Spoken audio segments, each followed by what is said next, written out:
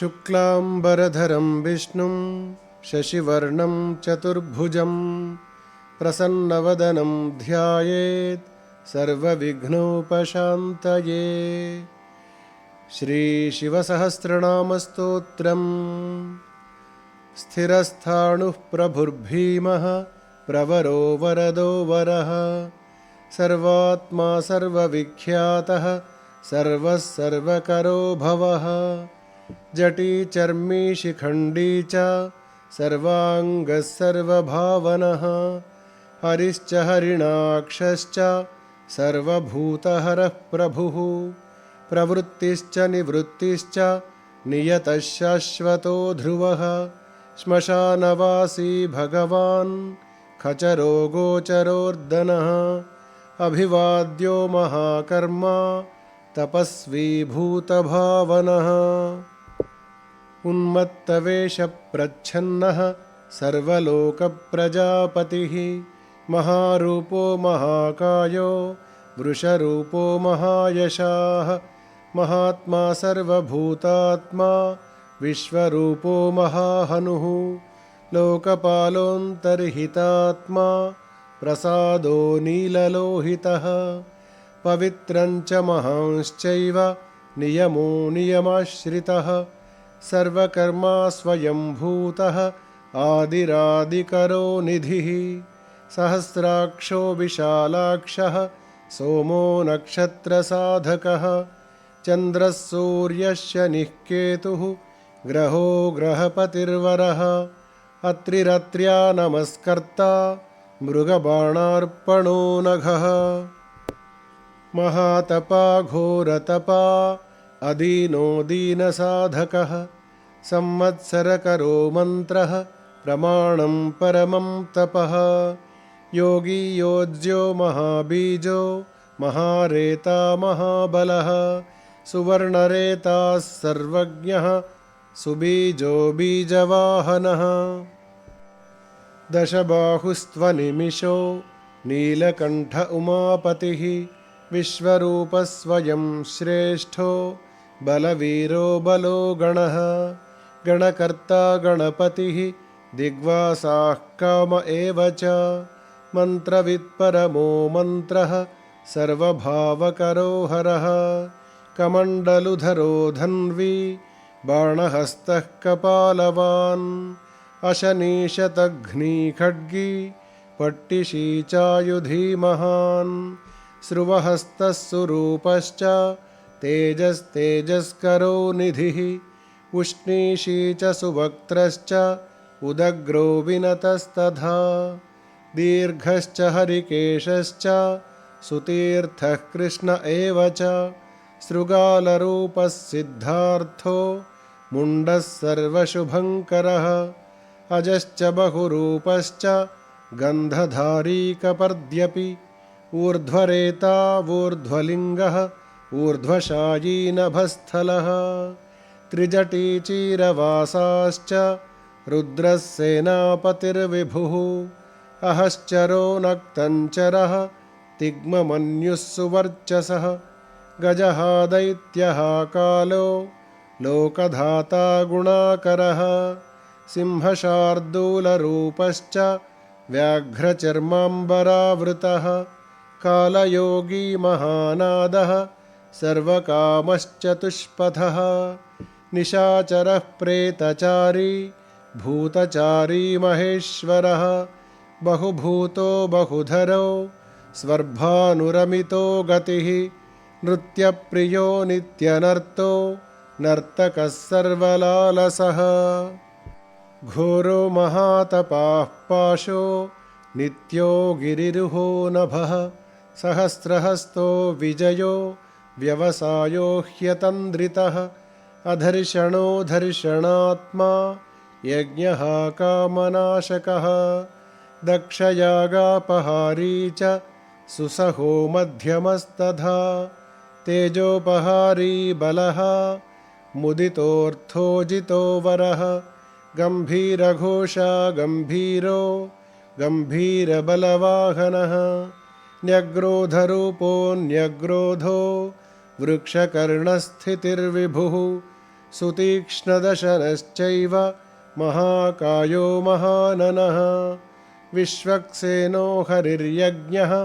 संयुगापीडवाहनः तीक्ष्णतापश्च हर्यश्वः सहायः कर्मकालवित् विष्णुप्रसादितो यज्ञः समुद्रो बडबामुखः हुताशनसहायश्च प्रशान्तात्मा हुताशनः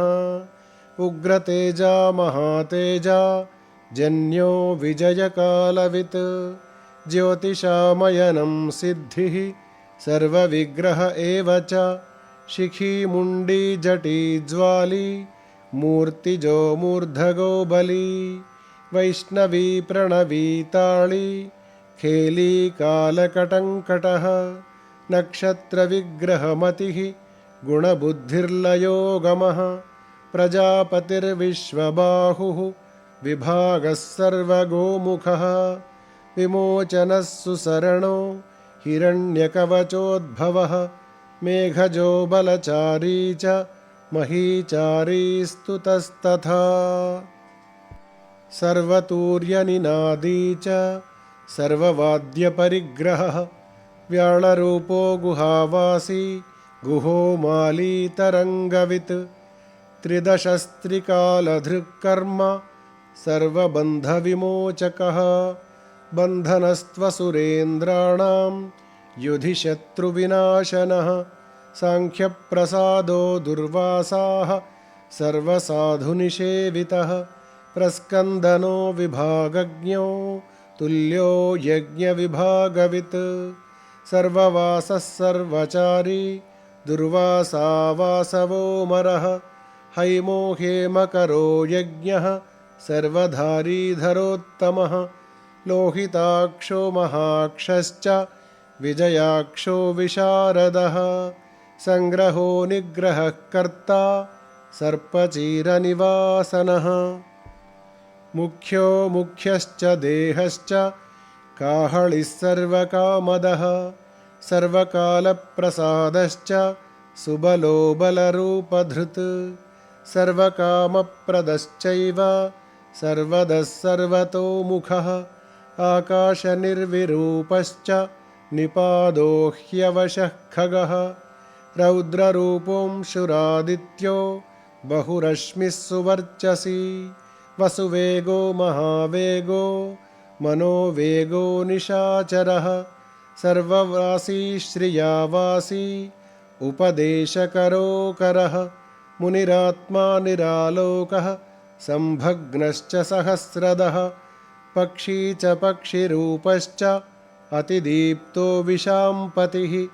उन्मादो मदनः कामो ह्यश्वत्थोऽर्थकरो यशः वामदेवश्च वामश्च प्राग्दक्षिण उदङ्मुखः सिद्धयोगी महर्षिश्च सिद्धार्थः सिद्धसाधकः भिक्षुश्च भिक्षुरूपश्च विपणो मृदुरव्ययः महासेनो विशाखश्च षष्ठिभागो गवाम्पतिः वज्रहस्तश्च विष्कम्भी चमूस्तम्भन एव च वृत्तावृत्तकरस्तालो मधुर्मधुकलोचनः वाचस्पत्यो वाजसनो नित्यमाश्रितपूजितः ब्रह्मचारी लोकचारी सर्वचारी विचारवित् ईशान ईश्वरः कालो निशाचारी पिनाकभृत् निमित्तस्थो निमित्तञ्च नन्दिर्नन्दिकरो हरिः नन्दीश्वरश्च नन्दी च नन्दनो नन्दिवर्धनः भगहारी निहन्ता च कालो ब्रह्मा पितामहः चतुर्मुखो महालिङ्गः चारुलिङ्गस्तथैव च लिङ्गाध्यक्षः सुराध्यक्षो योगाध्यक्षो युगावहः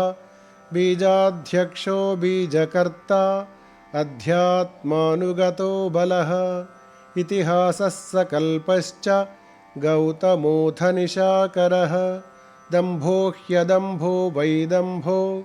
वश्यो वशकरिः कलिः लोकहर्ता पशुपतिः महाकर्ता ह्यनौषधः अक्षरं परमं ब्रह्म बलवत्शक्र एव च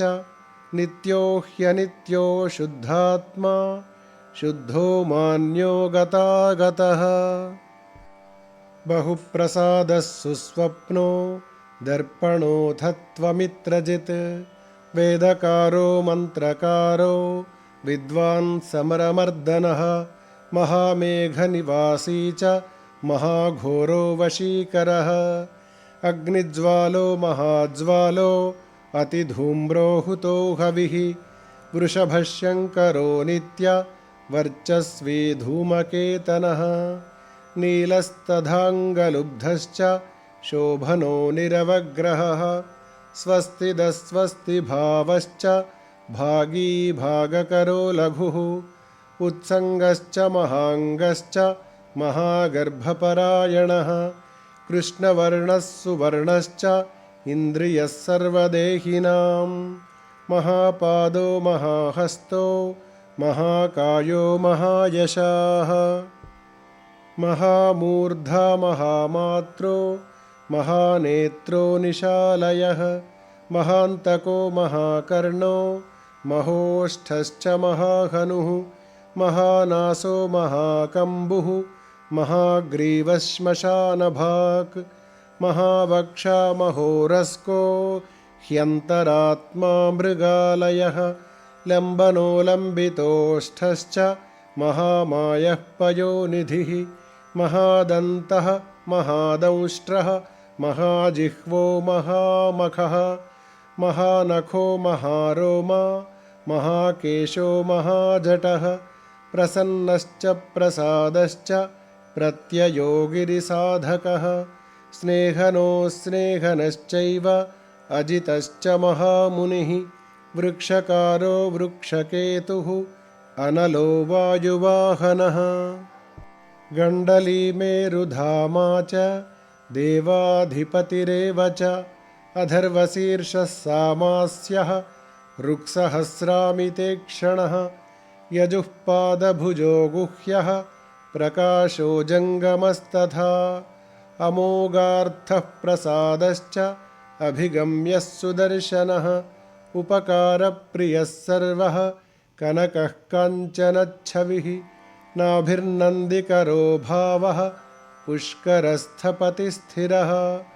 द्वादशस्त्रासनश्चाद्यो यज्ञो यज्ञसमाहितः नक्तं कलिश्च कालश्च मकरः कालपूजितः सगणो गणकारश्च भूतवाहनसारथिः भस्माशयो भस्मगोप्त्रा भस्मभूतस्तरुर्गणः लोकपालस्तथा लोकः महात्मा सर्वपूजितः शुक्लस्त्रिशुक्लः सम्पन्नः शुचिर्भूतनिषेवितः आश्रमस्थः क्रियावस्तो विश्वकर्ममतिर्वरः विशालशाखस्ताम्रोष्टो ह्यम्बुजालः सुनिश्चलः कपिलः कपिशः शुक्लः आयुश्चैव परोपरः गन्धर्वो ह्यदितिस्तार्क्ष्यः सुविज्ञेयः सुशारदः परश्यतायुधो देवः अनुकारी सुबान्धवः तुम्बवीणो महाक्रोधः ऊर्ध्वरेता जलेशयः उग्रो वंशकरो वंशो वंशनादो ह्यनिन्दितः सर्वाङ्गरूपो मायावी सुहृदो ह्यनिलो नलः बन्धनो बन्धकर्ता च सुबन्धनविमोचनः स यज्ञारिः स कामारिः महादंष्ट्रो महायुधः बहुधा निन्दितः शर्वः शङ्करश्चन्द्रशेखरः अमरेशो महादेवो विश्वदेवः सुरारिः अहिर्बुध्न्यो निलाभश्च चेकितानो हविस्तथा अजैकपाच्च कापाली त्रिशङ्कुरजितः शिवः धन्वन्तरिर्धूमकेतुः स्कन्दो वैश्रवणस्तथा धाता शक्रश्च विष्णुश्च मित्रस्त्वष्ट्रा ध्रुवोधरः प्रभावः सर्वगो वायुः अर्यमा सविता रविः उषङ्गुश्च विधाता च मान्धाता भूतभावनः विभुर्वर्णविभावी च सर्वकामगुणावहः पद्मनाभो महागर्भः चन्द्रवक्त्रो नीलो नलः बलवांश्चोपशान्तश्च पुराणः पुण्यचञ्चुरी कुरु कर्ता कुरु वासी कुरु भूतो गुणौषधः सर्वाश्रयो दर्भचारी सर्वेषां प्राणिनां पतिः देवदेवः सुखासक्तः सदसत्सर्वरत्नवित् कैलासगिरिवासी च हिमवद्गिरिसंश्रयः कूलहारी कूलकर्ता बहुविद्यो बहुप्रदः वणिजो वर्धकी वृक्षो वकुलश्चन्दनच्छदः सारग्रीवो महाजत्रुः आलोलश्च महौषधः सिद्धार्थकारी सिद्धार्थः छन्दो व्याकरणोत्तमः सिंहनादः सिंहदंष्ट्रः सिंहगः सिंहवाहनः प्रभावात्मा जगत्कालः कालो लोकहितस्तरुः सारङ्गो नवचक्राङ्गः केतुमाली सभावनः भूतालयो भूतपतिः अहोरात्रमनिन्दितः वर्धितः सर्वभूतानां निलयश्च विभुर्भवः अमोघः संयुतो ह्यश्वो भोजनः प्राणधारणः धृतिमान् मतिमान् दक्षः सत्कृतश्च युगाधिपः गोपालिर्गोपतिर्ग्रामो गोचर्मवसनो हरिः हिरण्यबाहुश्च तथा गुहापालः प्रवेशकः प्रकृष्टारिर्महाहर्षो जितकामो जितेन्द्रियः गान्धारश्च सुवासश्च तपःसक्तो रतिर्नरः महागीतो महानृत्यो ह्यप्सरो गणसेवितः महाकेतुर्महाधातुः नैकसानुचरश्चलः आवेदनीय आवेशः सर्वगन्धसुखावहः तोरणस्तारणो वातः परिधीपतिखेचरः संयोगो वर्धनो वृद्धो अतिवृद्धो गुणाधिकः नित्य आत्मा सहायश्च देवासुरपतिः पतिः युक्तश्च युक्तबाहुश्च देवो दिवि सुपर्वणः आषाढश्च सुषाढश्च ध्रुवोऽथ हरिणो हरः वपुरावर्तमानेभ्यो वसुश्रेष्ठो महापथः शिरोहरिविमर्शश्च सर्वलक्षणलक्षितः अक्षश्च रथयोगी च सर्वयोगी महाबलः समाम्नायो समाम्नायः तीर्थदेवो महारथः निर्जीवो जीवनो मन्त्रः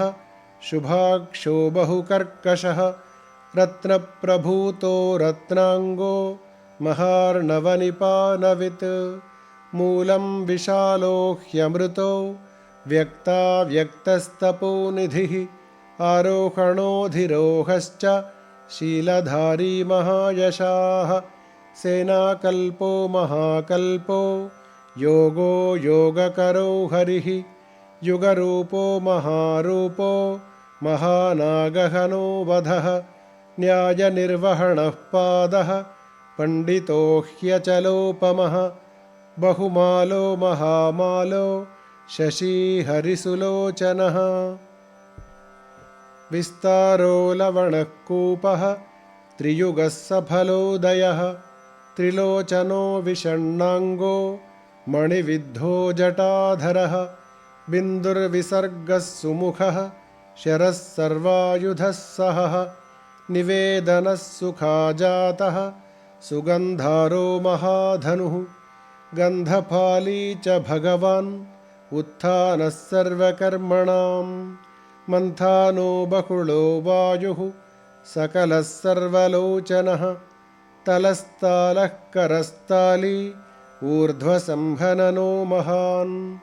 छत्रं सुच्छत्रो विख्यातो लोकः सर्वाश्रयक्रमः मुण्डो विरूपो विकृतो दण्डी कुण्डी विकुर्वणः हर्यक्षः ककुभो वज्री शतजिह्वः सहस्रपात् सहस्रमूर्धा देवेन्द्रो सर्वदेवमयो गुरुः सहस्रबाहुः सर्वाङ्गः शरण्यः सर्वलोककृत् पवित्रं त्रिककृन्मन्त्रः कनिष्ठः कृष्णपिङ्गळः ब्रह्मदण्डविनिर्माता शतघ्नीपाशशक्तिमान् पद्मगर्भो महागर्भो ब्रह्मगर्भो जलोद्भवः गभस्तिर्ब्रह्मकृद्ब्रह्म ब्रह्मविद्ब्राह्मणो गतिः अनन्तरूपो नैकात्मा तिग्मतेजाः स्वयंभुवः ऊर्ध्वगात्मा पशुपतिः वातरंहा महाजवः चन्दनी पद्मनालाग्रः सुरभ्युत्तरणो नरः कर्णिकारमहास्रग्वी नीलमौलिः पिनाकभृत् उमापतिरुमाकान्तो जाह्नवी भृगुमाधवः वरो वरार्हो वरदो वरेण्यः सुमहास्वनः महाप्रसादो दमनः शत्रुहा श्वेतपिङ्गळः प्रीतात्मा परमात्मा च प्रयतात्मा प्रधानधृत् सर्वपार्श्वमुखस्त्र्यक्षो धर्मसाधारणो वरः चराचरात्मा सूक्ष्मात्मा अमृतो गोवृषेश्वरः साध्यर्षिर्वसुरादित्यो विवस्वान् सवितामृतः व्यासः सर्गः सुसङ्क्षेपो विस्तरः पर्ययो नरः ऋतुः संवत्सरो मासः पक्षः सङ्ख्यासमापनः कलाकाष्ठालवामात्राः मुहूर्ताः क्षपाक्षणाः विश्वक्षेत्रं प्रजाबीजं लिङ्गमाद्यस्तु निर्गमः सदसद्व्यक्तमव्यक्तं पिता माता पितामहः स्वर्गद्वारं प्रजाद्वारं मोक्षद्वारं त्रिविष्टपं निर्वाणं ह्लादनं चैव ब्रह्मलोकः परागतिः देवासुरविनिर्माता देवासुरपरायणः देवासुरगुरुर्देवो देवासुरनमस्कृतः देवासुरमहामात्रो देवासुरगणाश्रयः देवासुरगणाध्यक्षो देवासुरगणाग्रणीः देवादिदेवो देवर्षिः देवासुरवरप्रदः देवासुरेश्वरो विश्वो देवासुरमहेश्वरः सर्वदेवमयोचिन्त्यो देवतात्मात्मसम्भवः उद्भित्रिविक्रमो वैद्यो विरजो नीरजोऽमरः ईड्यो हस्तीश्वरो व्याघ्रो देवसिंहो नरर्षभः विबुधोऽग्रवरः सूक्ष्मः सर्वदेवस्तपोमयः सुयुक्तः शोभनो वज्री पापानां प्रभवो व्ययः गुहः कान्तो निजः सर्गः पवित्रः सर्वपावनः शृङ्गी शृङ्गप्रियो बभ्रू राजराजो निरामयः अभिरामः सुरगणो विरामः सर्वसाधनः ललाटाक्षो विश्वदेवो हरिणो ब्रह्मवर्चसः स्थावराणां पतिश्चैव नियमेन्द्रियवर्धनः सिद्धार्थः सिद्धभूतार्थो चिन्त्यो सत्यव्रतः शुचिः व्रताधिपः परं ब्रह्म भक्तानुग्रहकारकः विमुक्तो मुक्ततेजाश्च श्रीमान् श्रीवर्धनो जगत् विमुक्तो मुक्ततेजाश्च श्रीमान् श्रीवर्धनो जगत् इति श्रीमन्महाभारते अनुशासनिकपर्वणि श्रीशिवसहस्रनामस्तोत्ररत्नकथनं नाम 17 समाप्तः।